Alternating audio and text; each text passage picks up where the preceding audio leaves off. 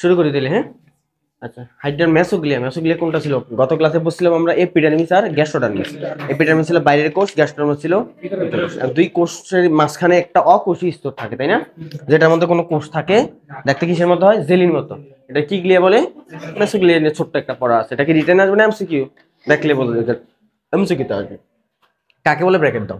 হাইড্রার দুইটা কোষ স্তরের মাঝখানে, বাইরের এবং ভিতরের কোষ স্তরের মাঝখানে জেলি শব্দটা দাগ দাও, স্থিতিস্থাপক দাগ দাও। অকোষীয় তো আমরা অলরেডি জানি। কথা হচ্ছে এটা সবচেয়ে মোটা কোন জায়গায় থাকে এই আবরণটা, আর সবচেয়ে পাতলা কোন জায়গায় থাকে? মেসোগ্লিয়া স্তরটা সব জায়গায় থাকে, একবার সারা দেহে, দেহের মধ্যে থাকে, কোষিকার মধ্যে থাকে। মেসোগ্লিয়াটা কোন জায়গাটা চিনি তো আমরা নাকি? আমরা যে হাইড্রার দেহের মধ্যে আমরা একটু দেখি স্যার, এইটা হচ্ছে কোন দিকের কোষ? বাইরের কোষ, সরি ভিতরের কোষ, আর এটা হচ্ছে বাইরের কোষ। দুইটার মাঝখানে একটা আবরণ মানে অকোষী স্তর থাকে, ওইটা কি বলি? মেসোগ্লিয়া। সারা দেহে থাকে স্যার। এটা কি দেখো না?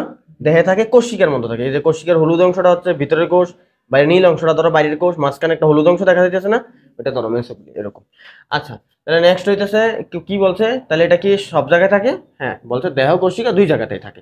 যেমন দেহের মধ্যে থাকে, কোষিকাতে থাকে, পাদতলও থাকে। এখন কথা হচ্ছে কোন জায়গায় সবচেয়ে বেশি মোটা, কোন জায়গায় সবচেয়ে বেশি পাতলা। এখন তুমি বলো, তোমার স্কিন সবচেয়ে বেশি হাতের এগুলো পাতলা না, কানের এগুলো পাতলা, গালের এগুলো পাতলা, আর পায়ের গোড়ালিটা কি হয়? মোটা হয় না স্যার? হাতের যে তালু মোটা হয় না? পায়েরটা সবচেয়ে বেশি মোটা। তোর মেসোগ্লিয়াটা কই মোটা থাকে ওটা? ঠিক ওদের পদতল আছে না, পদতল। তাহলে ওদের পাদচাকতিতে হচ্ছে সবচেয়ে বেশি পুরু গোল দাগ দাও, আর কোষিকার মধ্যে সবচেয়ে বেশি পাতলা দাগ দাও। এই দুইটা আবার সিস্টার দিয়ে রাখো, এই দুইটা জানতেই হবে তোমার, যে কোথায় সবচেয়ে মেসোগ্লিয়াটা বেশি মোটা, সবচেয়ে কোথায় বেশি পাতলা। স্যার কোষিকা নিজে তো স্যার চিকন চিকন না স্যার? দেখো দেহটা অনেক মোটা, কোষিকা নিজে তো ছোট। তো ছোট হইলে আর আবরণটা কি হবে স্যার? পাতলাই হবে, বা মেসোগ্লিয়া আবরণটা কি হবে? পাতলাই হবে। ওকে, এরপর আর কি লাগবে? এটা হচ্ছে এমন যেটা সুবিধা হচ্ছে পাদচাকতিতে বেশি মোটা হওয়ার সুবিধা হচ্ছে যান্ত্রিক প্রতিরোধে সহায়তা করে। যেহেতু এটার উপর দাঁড়ায় থাকে, তো মোটা হইলে কি দাঁড়ায় থাকতে সুবিধা হবে ওর। আর কোষিকাটা মধ্যে পাতলা হওয়ার সুবিধা কি? ওখানে নমনীয়তা দান করে। স্যার কোষিকা দিয়ে কি করে? ওরা হাতের মতো বাড়াইয়া বিভিন্ন জিনিস ধরে না, ওটা হাতের মতো ব্যবহার করে। তো ওইটা যদি মোটা হইতো তাহলে নড়াচড়া করাইতে পারতো। পাতলা হওয়ার কারণে কোষিকা লম্বা করে ওরা প্রসারিত করতে পারে, সংকুচিত করতে পারে। আচ্ছা, তারপরে আসো এপিডার্মিস গ্যাস্ট্রোডার্মিস উভয় স্তরের মেসোগ্লিয়া এখন কে তৈরি করে? এপিডার্মিসে কোষগুলো তৈরি করে না গ্যাস্ট্রোডার্মিস? স্যার যেহেতু কার মাঝখানে থাকে? এপিডার্মিস আর গ্যাস্ট্রোডার্মিসের মাঝখানে থাকে, তার মানে সে দুইজনে মিলে তৈরি করে। তাহলে এপিডার্মিস গ্যাস্ট্রোডার্মিস দাগ দাও, উভয় শব্দ দাগ দাও। উভয় মিলে কি তৈরি করে? মেসোগ্লিয়া। তাহলে মেসোগ্লিয়া কোন কোষ স্তর তৈরি করে? এপিডার্মিস আর গ্যাস্ট্রোডার্মিস? দুইটাই। আচ্ছা, এবার চলে আসো পরবর্তী পেজে। এটার কাজ দেওয়া আছে স্যার, এই কাজটা খ নাম্বারে আসতে পারে। খ লিখে গোল দাগ দিয়ে রাখো, খতে আসতে পারে মেসোগ্লিয়ার কাজ। 1 নাম্বার জাস্ট গোল দাগ দাও। 1 নাম্বার কি বলছে? হ্যাঁ আসো, নমনীয় কঙ্কাল শব্দ দাগ দাও। ওয়ালাইকুম সালাম। নমনীয় কঙ্কাল হিসেবে কাজ করে। কি কঙ্কাল? আসো, তো ওর যে মেসোগ্লিয়াটা, এটা কঙ্কাল হিসেবে কাজ করে। বাট মেসোগ্লিয়াটা নরম না শক্ত স্যার? নরম। নরম হওয়ার কারণে এটা কি কঙ্কাল? শক্ত কঙ্কাল হবে, নমনীয় কঙ্কাল। নমনীয় কঙ্কাল। তারপরে আসো 2 নাম্বার পয়েন্ট, সে হচ্ছে দুইটা কোষের মাঝখানে থাকে না, তো দুই কোষের ভিত্তি রূপে শব্দটা দাগ দাও। ভিত্তি রূপে কাজ করে। ভিত্তি মানে কি? যে জায়গার উপরে বসে থাকে। যেমন আমরা 10 তলা একটা বিল্ডিং থাকলে নিচতলাটা কি বলি? ভিত্তি বলি না, বেস বলি না? তেমন আর কি দুইটা কোষই তো এটার উপরে বসে আছে, এই জন্য এটা ভিত্তি রূপে কাজ করে। তারপরে আসো, ওরা কি করে? মায়োফাইবিল ধারণ করে। মনে আছে? কোষিকা কি করে? সংকোচন পোষণ করে না? সংকোচন পোষণের জন্য কি লাগে? আমরা যে হাত সংকোচন পোষণ করি, কেন করতে পারি? হাতের মধ্যে মাংস আছে, পেশি আছে, আর পেশিরে আমরা বলি মাসল। আর মাসল থেকে আসছে মায়ো। মায়ো মানে কারে বোঝায়? মাসল বা পেশিরে বোঝায়। আর ফাইবিল মানে কি? সুতা। মনে আছে? মায়োফাইবিল কইছিল পেশি আবরণে কোষ ছিল। তাহলে মায়োফাইবিল গুলো কে ধারণ করে? মেসোগ্লিয়া ধারণ করে। দেন আসো, সেই মেসোগ্লিয়া কি করতে সহায়তা করে স্যার? ওই বলছিলাম তো একটু আগে, মায়োফাইবিল ধারণ করে বলছি কিনা? পেশি আবরণী কোষ। পেশি আবরণী কোষের সংকোচন প্রসারণে সে সাহায্য করে, যার কারণে দেহ বাঁকাইতে পারে, সোজা করতে পারে, যেদিকে মন চায় সেদিকে মুভমেন্ট করাইতে পারে। এগুলো হচ্ছে ওর কাজ। তারপরে আসে হাইড্রার দেহের মধ্যে কাজে খ লিখে রাখছি, খতে আসবে, ছোট কাজ তো। আচ্ছা, তারপর হচ্ছে স্যার আমাদের দেহের মধ্যে একটা গর্ত থাকে, এটা আমরা কি বলি স্যার? সিলুম। বাট ওদের তো সিলুম নাই। সিলুমের বৈশিষ্ট্য কয়টা ছিল? 3টা। মেজোডার্ম থেকে আসবে, মেজোডার্মের কোষ দিয়ে নির্মিত হবে, একটা আবরণ থাকে, পেরিটোনিয়াম আবরণ। কিন্তু ওর তো সিলুম নাই, কিন্তু গর্ত কিন্তু ঠিকই আছে। আর ওর গর্তটার নাম কি স্যার? সিলেন্টন। গত ক্লাসে আমরা একবার পড়ছি সিলেন্টন, তাই না? এই গর্তটার আরেকটা নাম কি? পরিপাক সংবহন। কারণ একই সাথে এটা পরিপাকের কাজ করে, একইভাবে এটা সংবহনের কাজ করে। আরেক নাম কি? গ্যাস্ট্রোভাস্কুলার গহ্বর। এই গহ্বরটা নিয়ে পড়বো, এটা খ নাম্বারে আসতে পারে। এগুলো খতে আসবে, রিটেন। আচ্ছা, এখন আসো গহ্বরটা কোনটা স্যার? এই যে এটা হচ্ছে হাইড্রা প্রাণীটা, দেহের ভিতরে যে খালি গর্তটা দেখতেছো না, এই গর্তটার নাম কি গহ্বর স্যার? গ্যাস্ট্রোভাস্কুলার গহ্বর। এখন দেখি এটা সম্পর্কে আমার বইয়ের মধ্যে কি কি বলছে স্যার। দেখো বলছে নিডারিয়া পর্বভুক্ত প্রাণীদের দেহাভ্যন্তরে এক প্রান্ত খোলা যে একটা নলাকার ফাঁকা গহ্বর থাকে, তারে কি বলে? সিলেন্টারন। তাহলে এটা একটা গর্ত, এই গর্তটার কয়টা মুখ স্যার? একটা মুখ। কোনটা মুখ? ওই যে একদম উপর দিয়ে একটা মুখ আছে, আর কোনো ছিদ্র নাই। নর্মাল একটা পাইপ যদি তোমার কাছে থাকে বা একটা কলম যদি তোমার কাছে থাকে, কলমের কয় দিক দিয়ে ছিদ্র থাকে? দুই দিক দিয়ে। একদিক না দুই দিক দিয়ে? দুই দিক দিয়ে থাকে নর্মালি। এই কলম বা শীষ কলমের কথা চিন্তা করো, দুই দিক দিয়ে থাকে না? ওইটা ওই নিপটা খুলে ফেললে। তো এইখানেও হচ্ছে এমন, ওদেরটা কিন্তু দুই দিক দিয়ে না, কয় দিক দিয়ে? এক দিয়ে। এর জন্য বলছে কয় প্রান্ত খোলা স্যার? তাহলে এটা কাদের থাকে? সিলেন্টারন, নিডারিয়া পরের প্রাণীদের। তো কাকে বলে একটু ব্র্যাকেট দিয়ে রাখো। তো তুমি সহজ কথা, হাইড্রিয়া বা নিডারিয়া পরের প্রাণীদের দেহের অভ্যন্তরে যে গব্বরটা থাকে সেটারে কি গব্বর বলে? হ্যাঁ, সিলেন্টারন।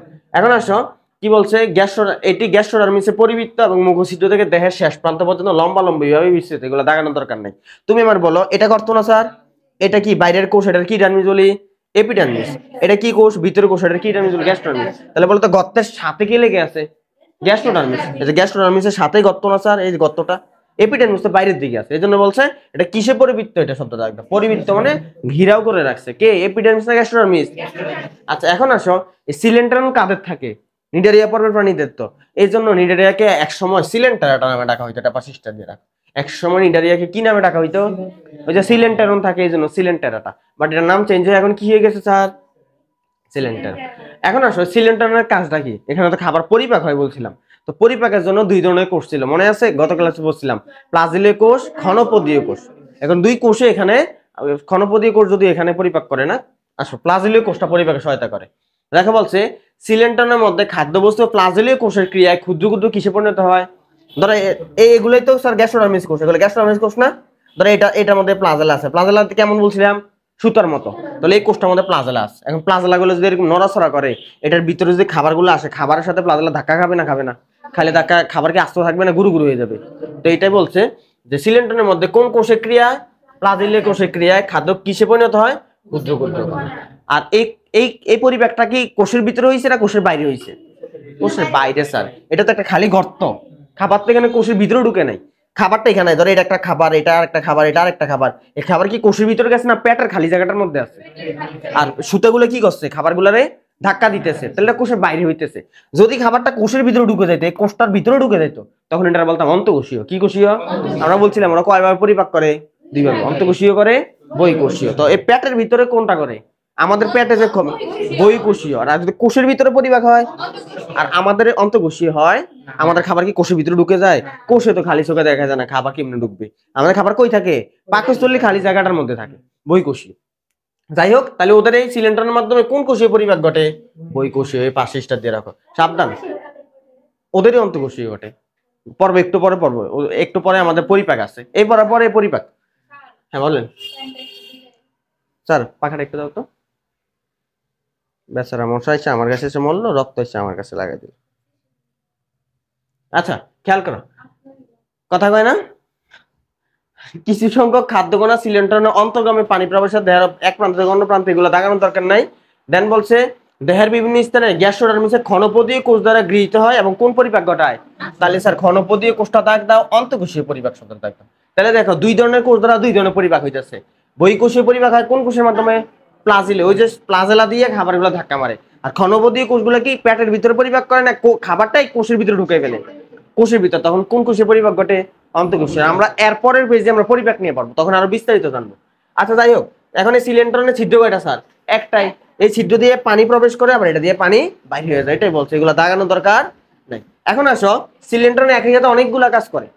কি কি কাজ করে? সে খাদ্যসার, শ্বসন, রেচন পদার্থ পরিবহনে সহায়তা করে। কি পরিবহন করতেছে? খাদ্যসার, শ্বসন, রেচন পদার্থ। স্যার আমাদের এই পদার্থগুলো কি এই সিলিন্ডার পরিবহন করতো না? আমাদের গুলো করে কি? রক্ত। আমরা যে খাবার খাই, আমাদের কোষ কি খাবার খায়? আমাদের কোষ কি খায়? পুষ্টি। পুষ্টি গ্রহণ করে। আমরা খাবার খাই, এটা পেটে যায়, হজম হয়, ওখান থেকে পুষ্টি বের হয়, পুষ্টিটা আমাদের কোষে নেয়। কে নিয়ে দেয় এই কোষের ভিতরে পুষ্টি? রক্ত। কি স্যার? কিন্তু ওদের কিন্তু স্যার রক্ত এই কাজটা করে দেয় না, ওদের কে করে দেয়? গর্তটাই কাজটা করে দেয়। তাহলে ওরা গর্তটা কি কিসে সহায়তা করতেছে? পরিবহন।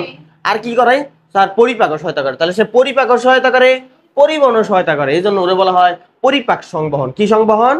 কথা বলতে পারছি? একই সাথে কয়টা কাজ করে স্যার? দুইটা। পরিপাকও সংবহন সাহায্য করে, সংবহনও সাহায্য করে, এই জন্য একসাথে বলা হয় কি সংবহন গব্বর? এটা পরিপাক। এখন আসো স্যার, কোষিকায় সিলিন্ডার প্রসারিত থাকে বলে এগুলো কি হয় স্যার? ফাফা হয়। তাহলে কোষিকা শব্দ দাগ দাও, ফাফা দাগ দাও। কোষিকা কিন্তু ফাফা। কোষিকা কি স্যার? স্যার ওদের দেহটাও ফাফা। কেন ফাফা? দেহের ভিতরে একটা কি খালি জায়গা না? খালি জায়গা থাকলে কি থাকবে? ফাঁপা। তোমার প্রশ্ন থাকবে স্যার কোষিকা কি ফাঁপা? হ্যাঁ স্যার কোষিকা ফাঁপা। তুমি আমার বলো এই গর্ত, এই গর্তটার নাম কি? সিলেন্টেরন। এই গর্তটা কি এই কোষিকার ভিতরে আসেনি? আছে তো না নাই? তাহলে এটার ভিতরে কোষিকা কি হবে? শক্ত হবে না ফাঁপা হবে? ফাঁপা। তাহলে কোষিকার ভিতরেও সিলেন্টেরন থাকে। আচ্ছা হয়েছে, কতটুকু পর্যন্ত বললাম? গ্যাস্ট্রোভাস্কুলার গহ্বর বা কি সংবহন বলা হয়? পরিপাকশন।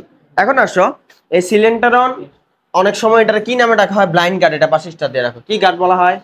আচ্ছা গার্ড শব্দের অর্থ হচ্ছে গর্তই বোঝায়। গার্ড হচ্ছে কি স্যার? গর্ত বা থলি বোঝায়। ব্লাইন্ড শব্দের অর্থ কি? অন্ধ। ব্লাইন্ড শব্দ অন্ধ না? মানে এটা কেন অন্ধ বলা হয়? আসলে এটা দুই চোখ অন্ধ না, এক চোখ অন্ধ আর কি। কেন স্যার? নর্মালি ধরো এটা একটা নালী বা পাইপ, পাইপটার কয়টা মুখ আছে স্যার? দুইটা। উপর দিকে একটা মুখ, নিচের দিকে একটা মুখ। কিন্তু এটা একটা গর্ত, বাট এই গর্তটার মুখ কয়টা আছে? একটাই, কিন্তু নিচে দিয়ে কোনো ছিদ্র নাই। তাহলে এই গর্ত, কিন্তু গর্তের কয়টা ছিদ্র? একটা। তাহলে এক চোখ কানা, এই জন্য ওরা বলা হয় ব্লাইন্ড। কথা বুঝতে পারছি? আরেকটা নাম কি থাকবে? Blind sec. স্যাক শব্দের অর্থ থলি। ব্লাইন্ড স্যাক অথবা ব্লাইন্ড গার্ড। আচ্ছা কেন স্যার? ওই যে বললাম আমি, কারণ দেহের উপরে ভাগে কয়টা মাত্র ছিদ্র স্যার? একটা, আর কোনো ছিদ্র নাই। এই ছিদ্র দিয়ে খাবার গ্রহণ করে, এটা দিয়ে মূত্র বা বর্জ্য পদার্থ ত্যাগ করে। আচ্ছা স্যার সিলোম আমরা পড়ছি না প্রথম অধ্যায়ে, আর এখন পড়ছি কি? সিলেন্টেরন। তাহলে দুইটার মধ্যে পার্থক্য করার দায়িত্ব কার? আপনাদের। কিছু না বুঝলে সে আমার বললেন স্যার বুঝি নাই। আচ্ছা নেক্সট পেজে আসেন। এই যে এপিডার্মিস গ্যাস্ট্রোনোমিস, এই জায়গা পড়তে যায় না, কারণ এগুলো আমরা পড়ছি না, পড়ি নাই। প্রত্যেকটা কোষ নিয়ে পড়ে ফেলছি না, সংবিধি, স্নায়ু কোষ, গ্রন্থি কোষ। তো এইখান থেকে আমরা পড়বো কেন? এটা এখান থেকে আর কিছু লাগবে না। নেক্সট পেজে চলে আসো, পরবর্তী পেজে দেখো বলছে হাইড্রার খাদ্য গ্রহণ পরিপাক। আমি তো বললাম এরপরে পর আমাদের পরিপাক নিয়ে লেখা আছে। হাইড্রার খাদ্য গ্রহণ পরিপাক। এখানে একটা ডেফিনেশন আছে, পুষ্টির ডেফিনেশন। লাগবে না, কারণ আমার এখানে তো পুষ্টি নিয়ে পড়া না। পুষ্টি নিয়ে অধ্যায় আছে একটা, তোমাদের 3 নাম্বার অধ্যায়ের নাম হচ্ছে পরিপাক ও শোষণ। সেই অধ্যায়ের মধ্যে আমরা পুষ্টি নিয়ে পড়বো। পুষ্টি কারে কয় আমার জানার এখন দরকার। আর পুষ্টি জানি আমরা, খাবার পরিপাক হওয়ার পরে খাদ্যের যেই অংশটা আমাদের দেহের বিভিন্ন কাজে লাগে ওইটার আমরা কি বলি? খাবার। কিন্তু আমার কাজে লাগে না স্যার, খাবারের পুষ্টিটা ওইটার আমরা খাদ্য সার বলি। কি বলি? যাই হোক, তারপর হাইড্রা কি কি খাদ্য খায় এটা আমার জানতে হবে স্যার। হাইড্রার খাদ্য, হাইড্রা একটা মাংসাশী প্রাণী। স্টার দিয়ে রাখো। এটাকে ইংরেজিতে বলে কার্নিভোরাস। কি বোরাস? যেহেতু এই শব্দটা আসছে আমি আর কয়েকটা শব্দ লিখছি, একটু খেয়াল করো স্যার। দেখো একটা শব্দ লিখতেছে হার্বিভোরাস। কি বোরাস? হার্বিভোরাস। তারপরে একটা লিখলাম হচ্ছে কার্নিভোরাস। কি বোরাস? কার্নিভোরাস। তারপর আরেকটা আছে ওমনিভোরাস। কি বোরাস? ওমনিভোরাস। নাম শুনছে এগুলো কোনো? হার্ব শব্দের অর্থ কি জানো? বিরুৎ। হার্ব শব্দের অর্থ কি? বিরুৎ। তার মানে হার্বিভোরাস ওরা কি খেয়ে বেছে জানো? শাক পাতা, লতা পাতা খাইয়ে বেছে। বিরুৎ গাছ চিনো? ওই যে ধান গাছ, ঘাস গাছ, এগুলো বিরুৎ বলে। বিরুৎ, গুল্ম, উপগুল্ম, বৃক্ষ, এই শব্দগুলো শুনছো কিনা? এই শব্দ শূন্য আয় হায়। ছোট ছোট গাছগুলোর বিরুৎ বলে। যারা লতা পাতা খাইয়া বড় হয়, এই বিরুতের ইংরেজি নাম হচ্ছে হার্ব। ওদেরকে বলে হার্বিভোরাস। বাংলায় ওদেরকে বলে শাকাশী। কি বলে স্যার? শাকাশী প্রাণী, মানে শাকসবজি খায়। এবার আসো কার্নিভোরাস। কার্নিভোরাস হচ্ছে ওরা মাংস খাইয়ে বড় হয়, এজন্য ওদের বলে মাংসাশী। কি বলে স্যার? মাংসাশী। আর কিছু মানুষ আছে না আমার মতো, যা পায় তা খায়, তার মানে শাক, লতা পাতা, মাংস কিছু ছাড়ে না সব। এদেরকে বলা হচ্ছে সর্বভুক প্রাণী। কি প্রাণী?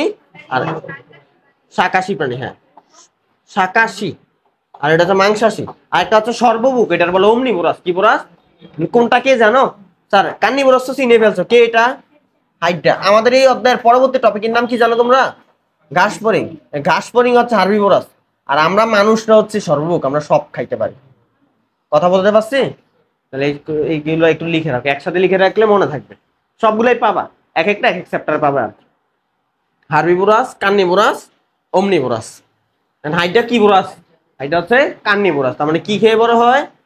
মাংস খেয়ে বড় হয়। প্রাণী খায়, ও কোনোদিন শাক, লতা পাতা, উদ্ভিদ খায় না। ঠিক আছে? আচ্ছা নেক্সট আসো, কাদেরকে খাবে? যেই সকল জলজ প্রাণী খুবই ছোট, যাদেরকে কোষিকা দিয়ে কাবু করা যায়, নেমাটোসিস দিয়ে কাবু করা যায়, তাদেরকে তোমার মানে খাইতে আসবে না। আরে তো চোখে দেখা যায় না। চোখে দেখা যায়, ভালো করে খেয়াল না করলে তুমি দেখবা না। তো তো আমাদেরকে মারতে আসবে না। ছোট ছোট প্রাণী ওরা খায়। এখন কি কি প্রাণী খায় এই জিনিসগুলো আমার একটু জানা লাগবে। কি কি আছে একটু? পতঙ্গের লার্ভা খায়। ডাক দাও, কি খায় স্যার? পতঙ্গের লার্ভা। এখন কার পতঙ্গের লার্ভা? এরকম কিছু পোকামাকড়ের নাম দেওয়া আছে। সাইক্লপস শব্দটা ডাক দাও। এগুলো সব পোকামাকড়, ওই আর্থ্রোপোডা পর্বের প্রাণী। সাইক্লপস ডাক দাও, ড্যাফনিয়া ডাক দাও। এবং এগুলো সব হচ্ছে সন্ধিপতি প্রাণী। আমরা জানি সন্ধিপতি প্রাণী কাদেরকে বলা হয়? আর্থ্রোপোডা। সপ্তম পর্ব, পৃথিবীর সবচেয়ে বড় পর্বের নাম কি? আর্থ্রোপোডা। ওই পর্বের প্রাণী এগুলা। দেন আর কি খায়? কৃমি ডাক দাও। তারপর কি খায়? ওই অ্যানেলিডা খায়। অ্যানেলিডা। অ্যানেলিডা কি বলি আমরা? খণ্ডকায়িত প্রাণী বলি না? আর কি খায়? মাছের ডিম খায়। শব্দগুলো একটু দাগ দাও। কিন্তু কথা হচ্ছে সবচেয়ে বেশি কোনটা খায়? এতগুলো তো খায় বুঝলাম, সব তো দাগ দিছো, কিন্তু একটা জিনিস দাগ দিয়ে দিয়ে রাখো। সবচেয়ে প্রধান খাদ্য, প্রিয় খাদ্য হচ্ছে ক্রাস্টাসিয়া সন্ধিপতি। সহজ কথায় আর্থ্রোপোডা পরের প্রাণী। কোন পরের প্রাণী স্যার? এখন সবার আবার খায় না, যে সকল প্রাণীর দেহের মধ্যে একটা রাসায়নিক পদার্থ থাকে ওইটা যাদের দেহে থাকে তাদেরকেও আক্রমণ করে, অন্যদেরকে আক্রমণ করে না। তো কাদেরকে আক্রমণ করে? গ্লুটাথিয়ন রাসায়নিক পদার্থ যাদের দেহে থাকে তাদেরকে সে আক্রমণ করে। শুধু যৌগের নামটা দাগ দাও, স্টার দিয়ে রাখো। তাহলে হাইড্রা কাদেরকে আক্রমণ করে? যাদের দেহে কি থাকে? গ্লুটাথিয়ন থাকে, তাদেরকে সে আক্রমণ করে। ঠিক আছে, আচ্ছা নেক্সট চলে আসো, বলেন। হ্যাঁ স্যার, সন্ধিপতি প্রাণী কাদের বলে? আর্থ্রোপোডা। আর আর্থ্রোপোডা পর্বের কয়টা শ্রেণী আছে মনে নাই? 13টা শ্রেণী। এর মধ্যে ক্রাস্টাসিয়া একটা নামের শ্রেণী আছে, ওই ক্রাস্টাসিয়া শ্রেণীর প্রাণীদেরকে খায়, এই জন্য বলছে ক্রাস্টাসিয়া সন্ধিপতি। আচ্ছা নেক্সট চলে আসে শিকার ধরার কৌশল। এটা রিটেনে আসবে না কোনোদিন, বাট কেমনে ধরে দেখাই যাইতেছে। একটা প্রাণী আসে, ওইটার পেঁচা ধরে, পেঁচাটা ধরে মুখের ভিতরে দেয়, তারপর পেটে চলে যায়, এগুলাই। আচ্ছা দেখ, বলো বলো। এটা আসবে না পরীক্ষায়, খেয়াল করো কি বলছে দেখো। ক্ষুধার্ত হাইড্রা পদতলকে বৃত্তির সাথে আটকে রেখে, কথা কয় না, নির্দিষ্ট এলাকা জুড়ে মূল দেহ এবং কোষীয়গুলা ভাসিয়ে কিসের অপেক্ষা থাকে? এটা বুঝে যায়। তুমি যখন হচ্ছে শিকার, তোমার ক্ষুধা লাগছে, তখন তুমি হাত হাত বিছিয়ে রাখবে না খাওয়ার জন্য, দেহ কোষীয়গুলো প্রসারিত করে রেখে দেয়। আচ্ছা স্যার, পাঁচলামও করুন। দেন আসো, কোনো খাদ্য প্রাণী বা শিকার কাছে আসা মাত্র কোষিকা নেমাটোসিস গুলো কি হয় স্যার? উদ্দীপিত হয়। যে নেমাটোসিস দ্বারা সূত্রক নিক্ষেপের কৌশল বলছি না, উদ্দীপিত হয়। আর যখনই স্পর্শ করে তখন সূত্রটা কি হয়ে যায়? নিক্ষিপ্ত হয়। নিক্ষিপ্ত হয়ে প্রাণীটার আক্রমণ করে, মাইরা ফেলে। এগুলো পরীক্ষা আসবে না, এগুলো দাগানোর দরকার নেই। যদি বড় সড়ো পড়া হইতো তাহলে আসতে, এমন কোনো রিডিং পড়া আছে তাহলে এটা আসার মতোই নেই। আচ্ছা খেয়াল করো স্যার, হাইড্রা নেমাটোসিস কয় ধরনের পড়ছিলাম? 4 ধরনের। এখন কোনটার কাজ কি আমরা পড়ছি না? একটা কোন যেটা ছিল ফার্স্টে স্টেনোটিল, সেই হিপনোডক্সিন একটা বিষাক্ত পদার্থ ক্ষরণ করছিল, তাই না? আর ওই যে গ্লুটিন্যান্ট যে দুইটা ছিল, এগুলার 18 রস ক্ষরণ করছিল।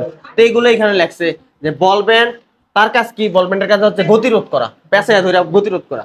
গ্লুটিন্যান্ট কয়টা আছে? দুইটা, ওদের কাজ হচ্ছে 18 রস ক্ষরণ করা। আর স্টেনোটিলের কাজ কি ছিল? সে হচ্ছে হিপনোটক্সিন, অবশ করা। তাহলে 4 ধরনের নেমাটোসিসের কয় ধরনের কাজ? 3 ধরনের। কারণ স্টেনোটিল গ্লুটিনিন 2 রকমের আছে, দুটোটার কাজই কি স্যার? 18 রস করা। বলব্যান্ডের কাজ সে 18 রস ক্ষরণ করে না, বিষাক্ত পদার্থ ক্ষরণ করে না, সে আছে পেঁচাইয়া ঝরাইয়া ধরে গতিরোধ করে দেয়। আর স্টেনোটিলের কাজ কি? বিষাক্ত পদার্থটা ক্ষরণ করে। এগুলো জানলে হইলো, আর এগুলোর ভিতরে কিছু নাই, দেখাইতে দেয় না। তারপরে আসো খাদ্য পরিপাক প্রণালী। খাদ্য পরিপাক কাকে বলছে এটা তোমার আপাতত জানার দরকার নেই, কারণ পরিপাক নিয়ে কি বলছি একটা অধ্যায় আছে। তো পরিপাক মানে বুঝো খাদ্য হজম করা, তাই তো? এই দুজনলে তো আপাতত হইলো। তো আমরা পরিপাক নিয়ে 3য় অধ্যায়ে পরিপাকের ডেফিনিশন শিখবো। আর মন চাইলে একটা ব্র্যাকেট দিয়ে রাখতে পারো, যে প্রক্রিয়ায় জটিল খাদ্য ভেঙে দেহের কোষের শোষণ উপযোগী সরল খাদ্যে পরিণত হয় তারে কি বলে? পরিপাক। একটা ব্র্যাকেট দিয়ে রাখতে পারো আপাতত। এখন ওদের পরিপাক 2 ভাবে হয়। কয়ভাবে? অলরেডি আমরা পড়ছি, জানি মোটামুটি। অন্তঃকোষীয় আর বহিঃকোষীয়। বহিঃকোষীয় মানে পেটের ভিতর হবে, তাই না? খালি গর্তটার মধ্যে। অন্তঃকোষীয় মানে কোষের ভিতরে। আচ্ছা বহিঃকোষীয় পরিপাক কাকে বলে? ব্র্যাকেট দাও। যে পরিপাক কোষের কই ঘটে? বাইরে ঘটে, তার আমরা কি কোষীয় পরিপাক বলি? মানে এটার আরেকটা নাম আছে আন্তঃকোষীয়। আন্তঃকোষীয় শব্দটা আন্ত আর অন্ত আসতেছি, ব্যাখ্যা করতেছি। বহিঃকোষীয় আরেক নাম কি? আন্ত। আরেকটা পরিপাকের নাম কি? অন্ত। দেখো তোমরা নাম শুনছো অন্ত প্রতিযোগিতার, আন্ত প্রতিযোগিতা, এই শব্দটা শুনছো? ধরো তোমার কলেজের 2টা ক্লাস, ফার্স্ট ইয়ার আর সেকেন্ড ইয়ার মধ্যে, আশেক মাহমুদের ফার্স্ট ইয়ার সেকেন্ড ইয়ার মধ্যে একটা প্রতিযোগিতা হলো, এটার আমরা বলি অন্ত প্রতিযোগিতা। এখন ধরো আশেক মাহমুদ আর উইজডমের মধ্যে একটা প্রতিযোগিতা হলো, এটার বলা আন্ত প্রতিযোগিতা। কথা বলতে আন্ত মানে বাহিরে, বহি, তার মানে 2টা ভিন্ন কলেজের মধ্যে। আর অন্ত প্রতিযোগিতা মানে একই কলেজের 2টা ক্লাসের মধ্যে হইতে পারে, বা যে কোনো প্যানেলে হইতে পারে, সমস্যা নেই। তাহলে পরিপাক, বহিঃকোষীয় পরিপাক নাম কি? আন্তঃকোষীয় পরিপাক। কেমনে হয় এটা আমার জানতে হবে। দেখো আমি পড়তেছি, পড়ে যে জায়গাটা লাগবে এটা আমি দাগাবো, তোমরা কষ্ট করে দাগাবা, পড়া কঠিন লাগবে না। খাদ্য সিলিন্ডার, সিলিন্ডার মানে কি? গর্তটাই তো, পেটের গর্তটা। সিলিন্ডারে পৌঁছার সঙ্গে সঙ্গে কি ছিদ্র বন্ধ হয়ে যায়?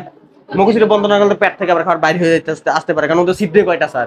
একটাই, ওইটা দিয়ে খাবার খায়, ওটা দিয়ে বাইরে হয়ে যায়, তাহলে বাইরে হয়ে যেতে পারে। মুখ খাবার গ্রহণ করার সাথে সাথে মুখ বন্ধ করে ফেলে, যাতে খাবারটা না বাইরে হইতে পারে। এগুলো দাগানোর দরকার আছে। আচ্ছা খাবার তাইলে কি হবে এখন? ওই পরিপাক কে করবে? বহিত্বকের কোষ না অন্তত্বকের কোষ? কেমনে? বহিঃকোষীয় পরিপাক নাম, কিন্তু বহিঃকোষ কোনটা? এটা না। খাবার কি এটার সাথে টাচ লাগছে না? পেটের মধ্যে আছে। তো পেটের মধ্যে কোন কোষটা আবরণ করে তৈরি করে রাখছে?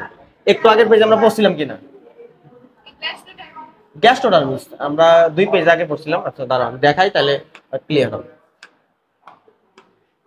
এটা না স্যার?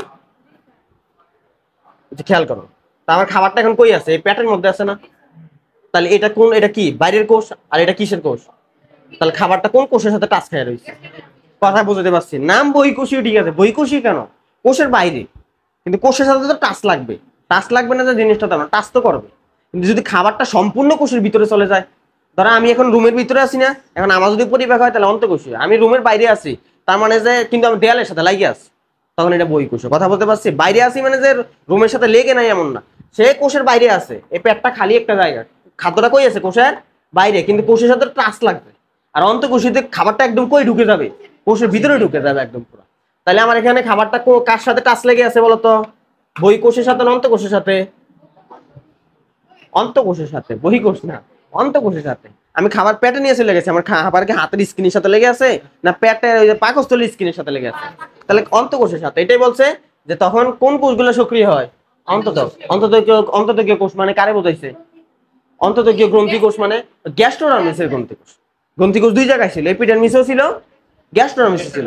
তো অন্ততক মানে কারে বোঝায়, গ্যাস্ট্রোডার্মিস, আর বহিতক মানে কারে বোঝায়, এপিডার্মিস। ওকে। আর কোষগুলা বড় দানাদার হয় ওটা, এগুলো দাগানোর দরকার নাই, বড় হবে কেন, যেহেতু পরিপাক করবে, কাজ করবে, একটু বড় হইছে, ভয় দেখানো লাগবে না খাবারে। তারপরে কি ক্ষরণ করে, এনজাইম। আর আমরা জানি খাবার পরিপাকের জন্য কি ক্ষরণ লাগে, এনজাইম একটা যৌগ, একটা রাসায়নিক যৌগ, খাবার পরিপাকে সহায়তা করে। আচ্ছা, প্রথমে কি হয়, ও যে প্রাণীটার খাইছে ওই এনজাইমের প্রভাবে প্রাণীটার কি ঘটে স্যার, মৃত্যু। এগুলো দাগানোর দরকার আছে, পরীক্ষা হলে গেলে এমনি লিখতে পারবা, মৃত্যু ঘটে। তখন দেহ প্রাচীরের প্রবল সংকোচন প্রসারণ, পেট, তোমার পেটের যদি তুমি এভাবে চাপ দাও, পেটের যে এখন আমি কি করছি, পেট ছোট করে ফেলছি, আবার দিলাম কি হয়ে গেছে, বড় হয়ে গেছে না, তো পেটের যদি এমনি নাড়াচাড়া করে তাহলে খাদ্যটা কি আগের জায়গায় থাকবে না ধাক্কা লেগে লেগে ভেঙে যাবে। কথা বুঝতে পারছি। তুমি ওই যে জাম ভর্তা খাইছো তোমরা, কি করো, বোতল একটার মধ্যে বা বাটি একটার মধ্যে নিয়ে কথা ঝাঁকাও না ধইরা, তো এখন ও যদি এটা পেটের ভিতরে ঢুকে পেটের একটু নাড়াচাড়া দেয় তাহলে প্রাণীটা মারা যাবে না।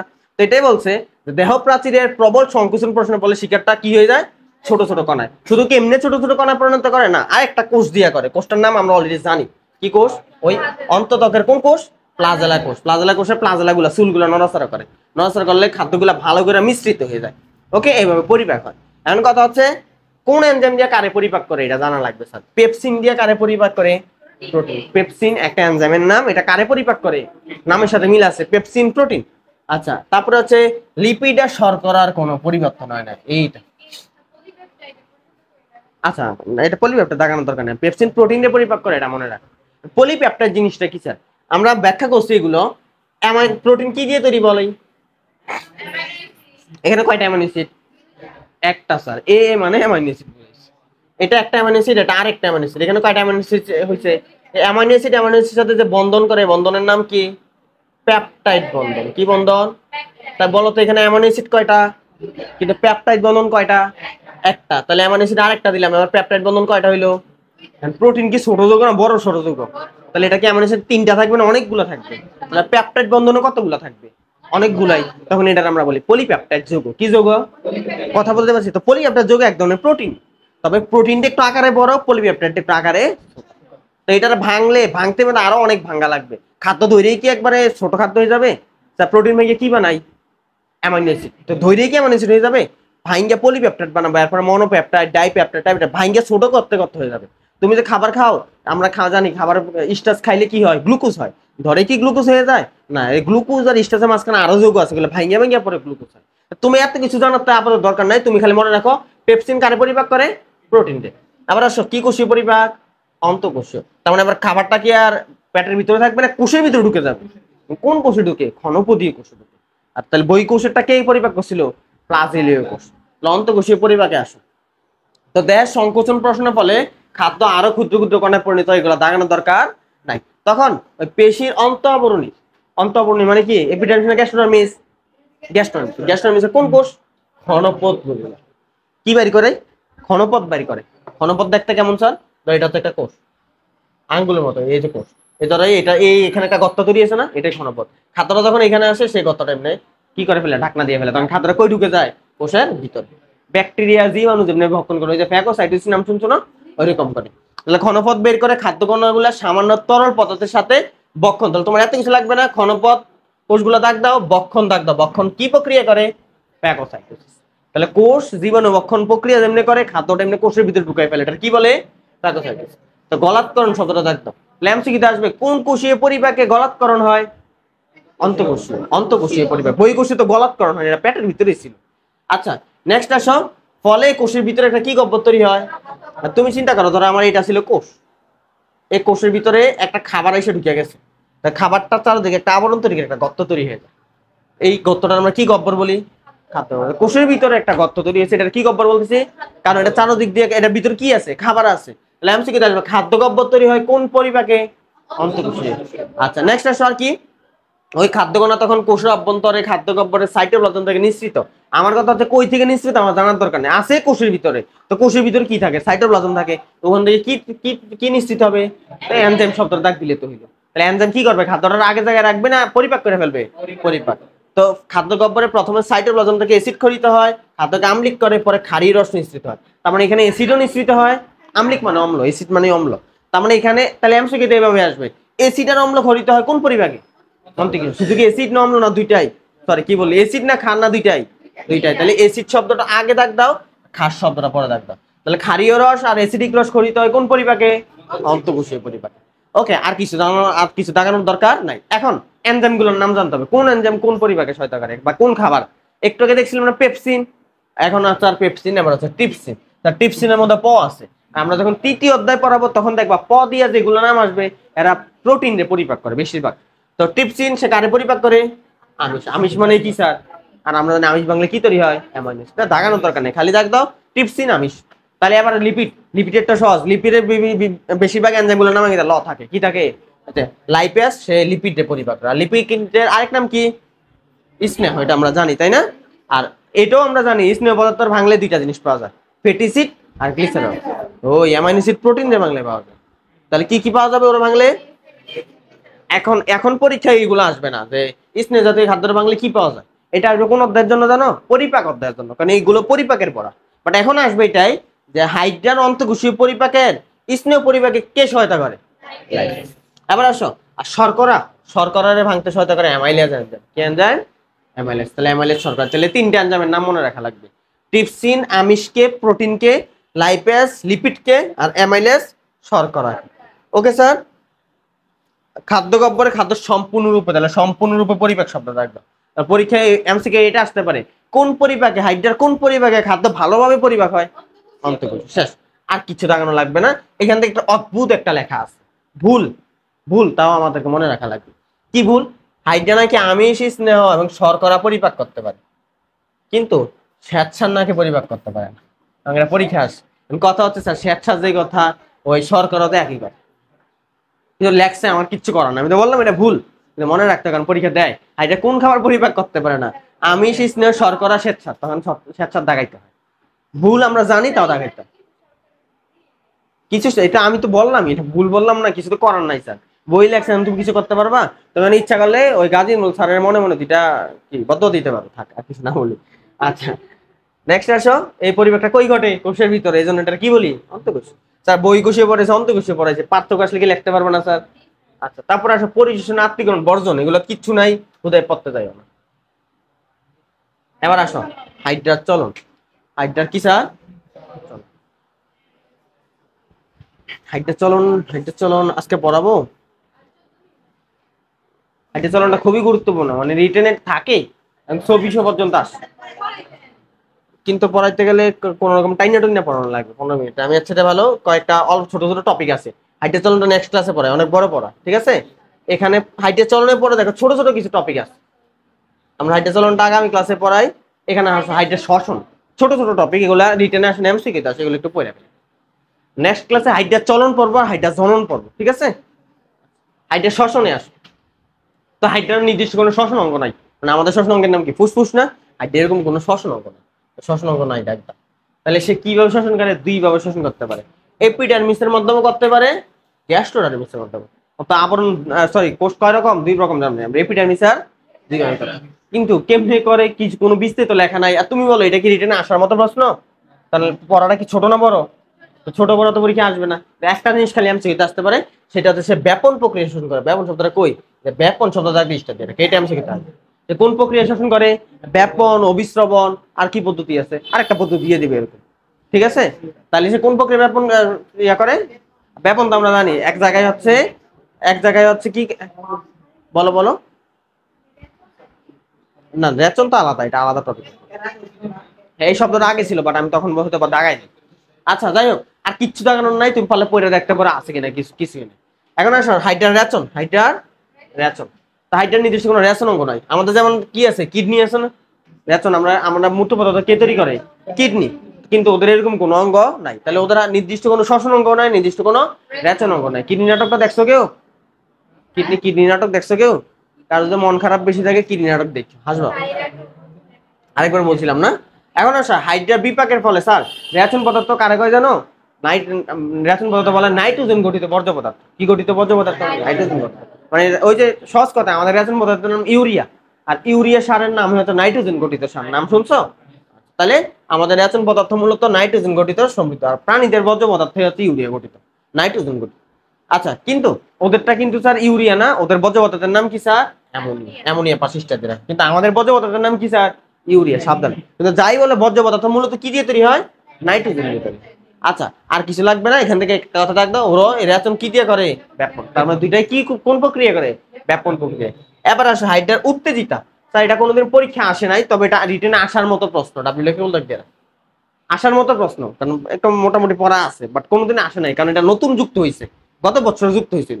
আর যদি 2016 সাল 17 সাল থেকে যুক্ত হয়েছে তাহলে অনেকবার আসতো, আমার জানা থাকতো এটা আসছে। আচ্ছা, এখন আসো উত্তেজিতা। কি যেটা? উত্তেজিতা। তুমি তোমার বান্ধবী একটা গুতা দিয়ে দেখো তো লাভ দিয়ে ওঠে কিনা। দিব না, এবং আবার দিও না, একটা দিলে 3 টাকা লাগবে, তাই না? তোমরা সিমটা একটা দিলে তোমরা খামসি দিটা মেরা দাও। তা হাইড্রাও এরকম উত্তেজিতা প্রকাশ করে। কি প্রকাশ করে? উত্তেজিত। এখন হাইড্রার কি কি উত্তেজিতা আছে দেখি, ওর কি কি উত্তেজিতা আছে একটু কাতুকুতু দিয়ে দেখি। ফার্স্টটা হচ্ছে স্পর্শ। কি করা যায় ওরে?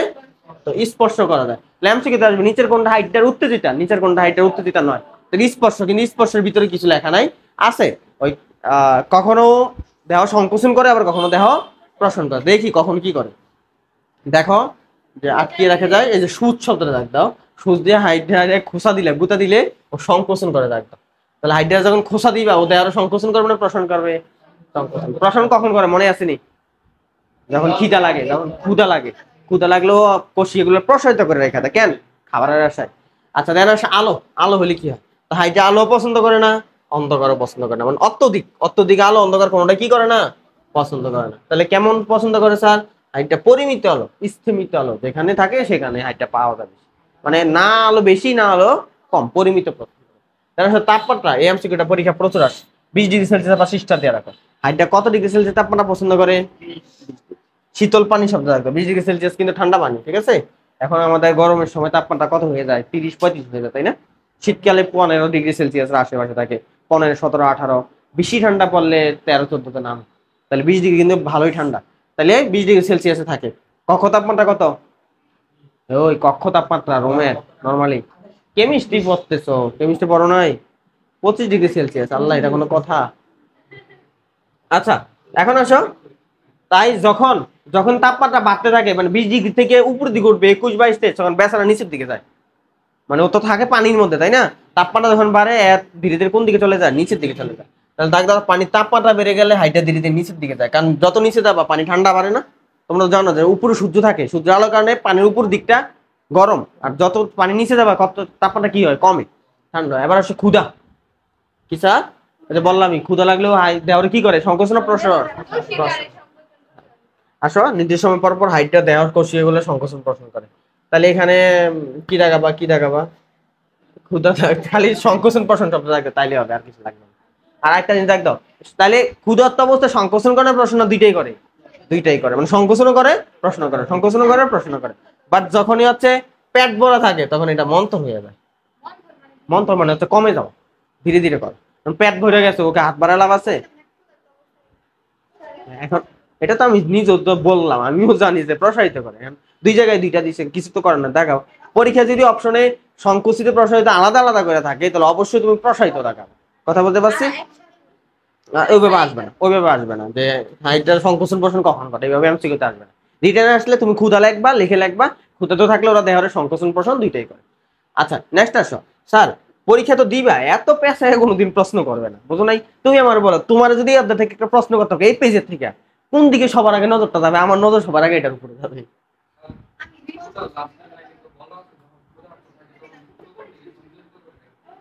কি করে বলো, বলো। হুম, ক্ষুধার্ত হাইড্রা খাদ্য অনুসরণের জন্য খুব দ্রুত গতিতে বিভিন্ন দিকে দেহকে কি করে? সঞ্চালিত, প্রসারিত করে। তাই এটা তো জানি আমরা, আমরা একদম প্রথম দিন, হ্যাঁ এটাই বললাম, প্রসারিত করে, প্রসারিত করে আবার সংকুচিত করে আবার প্রসারিত করে, তো দুইবার দুই জায়গায় লেখছে। আমরা বললাম বইয়ের মধ্যে এরকম টুকটাক কয়েকটা জিনিস উল্টাপাল্টা থাকবোই, এইগুলো দাগাবো, বাট আমি কি এটা পাশে স্টার দিছি না, দেখো এই যে এটা পাশে স্টার দিছিলাম ওইগুলাই। বলো শেষ, আমরা এটা দিয়ে শেষ তুমি এটার পর চলে যাবে, সমস্যা নেই। দেন হাইড্রার বিদ্যুৎ প্রবাহ, ওটা কারেন্টের শকও দেওয়া যায়, ঠিক আছে, বিদ্যুৎ প্রবাহ দেওয়া যায়। দেখো কি বলছে, যখন হচ্ছে অবিরাম বৈদ্যুতিক প্রবাহ দাও তুমি হাইড্রারে, ধরো একটা পাত্র নিলা, এই পাত্রের মধ্যে অ্যানোড আর ক্যাথোড বসাও না নরমালি, তোমরা এগুলো পড়ছো টুকটাক, আমি আর বিস্তারিত বললাম না। ধরো অ্যানোড আর ক্যাথোড বসাইয়া দুইটার মধ্যে কানেকশন দিয়ে দিলা তার দিয়ে, আর হাইড্রারে পানির মধ্যে ছাইড়া দিলা, হাইড্রা কোন দিকে দৌড় মারে জানো, অ্যানোডের দিকে দৌড় মারে, দেখো হাইড্রা অ্যানোডের দিকে তার দেহটা বাঁকায় দেয় এবং সংকুচিত শব্দটা রাখবে। তাহলে বিদ্যুৎ প্রবাহ করলে এই কথাটা মনে রাখো, অ্যানেট কথাটা মনে রাখো, সংকোচের প্রশ্ন এটা নিয়ে পেছাবে পরীক্ষা এইটা আসবে যে বিদ্যুৎ প্রবাহ দিলে হাইটা কোন দিকে চলে যায়, অ্যানোডটা কেন আপাতত মানে কেন যায় আমি নিজে জানি না, ওইটা জানি না, তোমার লাভ নেই। আচ্ছা আজকের লাস্ট পড়া সেটা হচ্ছে হাইটা স্নায়ুতন্ত্র। আর স্যার এতটুকু পড়ার রাইখে লাভ কি, বোঝেন নাই? দিছে তো আমি জানি 2 মিনিট লাগবে, এটা কিচ্ছু নাই। নেক্সট ক্লাসে পড়াবো, একটু আগে কি পড়াই নাই, হাইটা চলন পড়াই নাই, আর নেক্সট ক্লাসে হাইটা চলন আর জ্বলন পড়াবো। তো এই ছোট্ট একটা টপিক রেখে লাভ কি, এটা পরে শেষ করে দিতেছে। তা আসো, হাইটা যেহেতু হাইটেকে উচ্চ শ্রেণী প্রাণী নিম্ন শ্রেণী, নিম্ন শ্রেণী, এই জন্য ওদের যে স্নায়ুতন্ত্র আছে আমরা জানি, মস্তিষ্ক মানে তো স্নায়ুতন্ত্র, ওদের দুর্বল স্নায়ুতন্ত্র শব্দ থাকবে, দুর্বল। এবং এটা সবার আগে নিডারিয়ারে দেখা গেছে, পরিফেরার কোনো স্নায়ুতন্ত্র নাই। তাহলে নিডারিয়ার মধ্যে সর্বপ্রথম স্নায়ুতন্ত্র দেখা গেছে, তবে এটা কি প্রকৃতির, দুর্বল প্রকৃতির।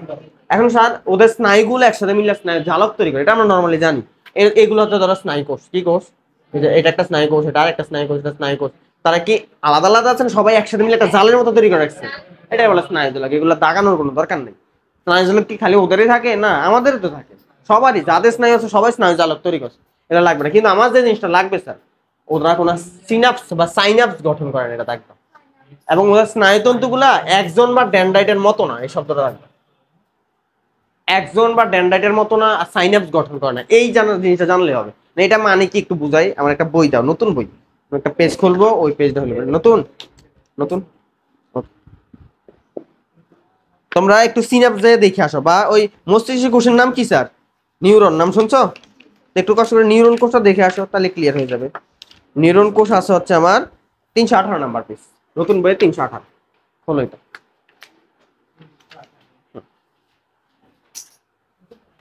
খুলছো? 318 নাম্বার পেজে একটা নিউরনের ছবি দেওয়া আছে, দেখ 318। বা সহজ কথা স্যার, অষ্টম অধ্যায় হলো, এটা পুরাতন বই, তোমার ফার্স্টে বললাম স্যার নতুন বই কিনা, তুমি বললা নতুন বই, এগুলা কোন ধরনের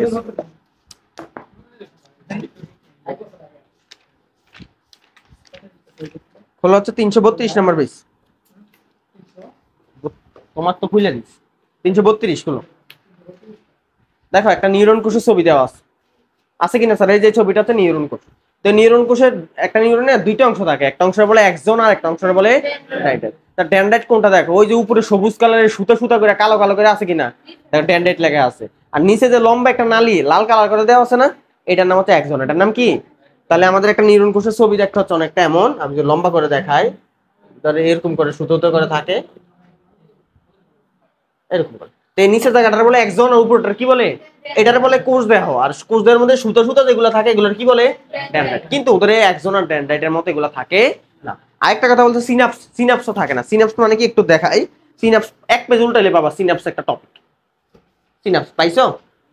এখন সিনাপস মানে কি, যে একটা সিনাপসের ছবি দেওয়া আছে, দেখো এখানে এটা একটা ছবি দেওয়া আছে। তো সিনাপস মানে হচ্ছে জয়েন করা, কি করা, ধরো এটা একটা স্নায়ু কোষ না স্যার, ধরো এটা হচ্ছে আরেকটা স্নায়ু কোষ, এটা আরেকটা স্নায়ু কোষ, স্নায়ু কোষ। তো একটা স্নায়ু কোষের সাথে আরেকটা স্নায়ু কোষে কি করে স্যার, কানেকশন থাকে। কিন্তু তারা কি করে, এই কোষের তথ্যটা ওই কোষে পাঠায়, ওই কোষ পরবর্তী কোষে। ধরো আমার একটা ইনফরমেশন আমি ওর কাছে পাঠাবো, আমি ওর কাছে এমনি না পাঠিয়ে ওর কাছে বললাম, ওজে ওরে বললো, ওজে ওরে বললো, ওজে ওরে বললো, এরপরে এমনি যায়। তো ব্রেনের মধ্যে যে কোষ আছে, ব্রেন থেকে ধরো সারা দেহে খবরটা যাবে না, এই একটা নিউরন কোষ আর একটা নিউরন কোষের তো খবরটা পাঠায়। তো দুইটা নিউরন কোষ যে একটা জয়েন্ট থাকে না, জয়েন্টের জায়গাটা কি বলে, সিনাপস। তো ওদের এরকম কোনো সিনাপস গঠন করে, এই জিনিসটা মনে রেখো। লাস্ট দাগ আজকের দিনের সেটা হচ্ছে ওদের স্নায়ু জালক তৈরি করে বললাম না, স্নায়ুগুলো মিলে। স্নায়ুগুলো বেশি কই থাকে, ঘন হইয়া কই থাকে বেশি, দাগ দাও, মুখছিদ্রে বেশি থাকে আর পাদচাকতিতে বেশি থাকে। ঘন হইয়া থাকে ওদের স্নায়ুজালক কোথায় কোথায়, মুখছিদ্র আর পাদচাকতি। তার আজকে এতটুকুই।